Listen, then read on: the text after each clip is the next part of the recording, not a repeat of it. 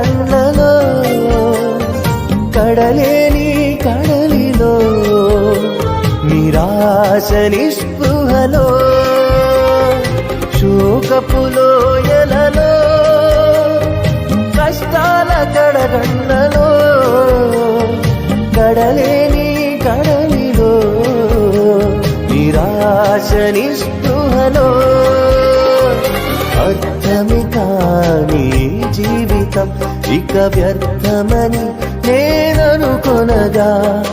అర్థమి కాని జీవితం ఇక వ్యర్థమని నేననుకొనగా